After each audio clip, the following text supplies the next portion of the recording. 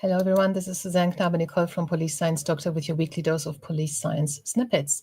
It's number 237, and police science snippets are a little bit of research findings in the fields of police science, evidence-based policing, investigative psychology, and so on that I have put together, and I'm emailing them to everyone who's already on the email list together with the links to the original research article on a Tuesday. And I also talk about them here on social media. If you are not already on the email list, it's completely free to join. Just Google Police Science, go to Police Science Doctor, and on the read page, you will get the previous snippets from of 236 previous weeks. These are downloadable as PDFs with 3 snippets each. All you have to do for that is join the email list, and you just enter your details into the form that pops up when you get to the website. If it doesn't pop up for you, just scroll to the bottom of any page and you can enter your details there, and you will get sent the email with the password straight away. And then you can build yourself up a little library. So the first snippet for this week 237, is about resident-visitor ratios. This study investigates the relationship between after-hours population composition and neighborhood crime in towns. Drawing on routine activity theory, it examines how resident-to-visitor ratios influence crime rates after work hours.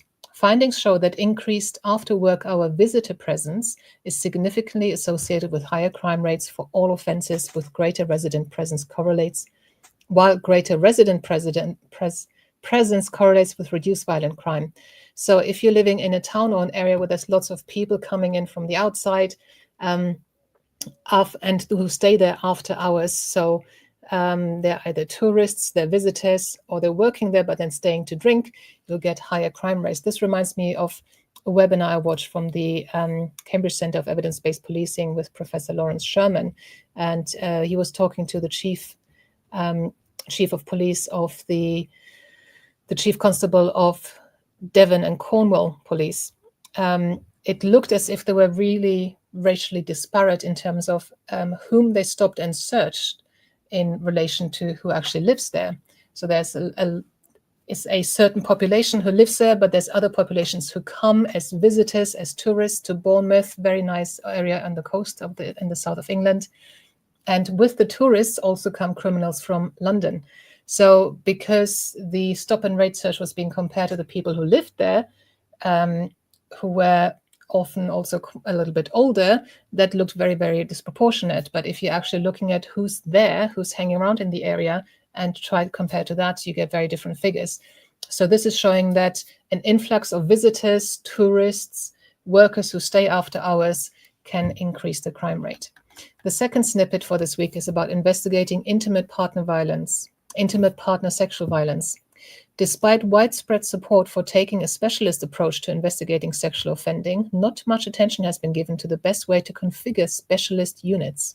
This study found that forces who locate the investigation of intimate partner sexual violence with specialist domestic abuse officers appear more likely to be able to overcome the challenges associated with this type of offending due to more consistent understanding of the context of coercive control in which it typically occurs. So investigating sexual violence perpetrated by partners should be within the domestic abuse specialist unit, because they have better understanding of everything that goes around with it. And the last snippet for this week is the domestic abuse reporting likelihood.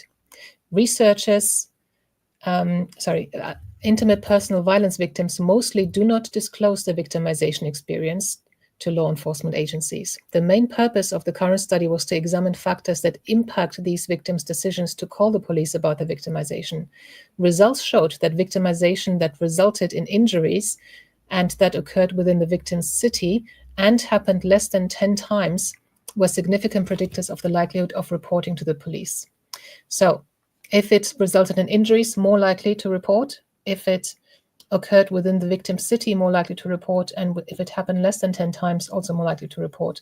In addition, women who identified as Hispanic were more likely to report than those who were not Hispanic. So just something to bear in mind. And I hope there was something of use to you there. If not, just go through the library on the read page of all the previous snippets, and hopefully you'll find something that is relevant to your particular role. And until I see you again next time, thank you very much for paying attention. Make good decisions and stay safe. Bye-bye. Thank you for watching. I hope you found this content useful.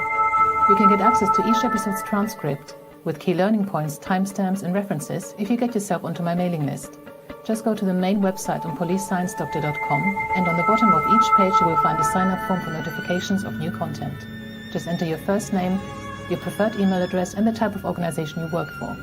You will not get any spam. This is just for me to let you know about new content and for you to get access to all the transcripts.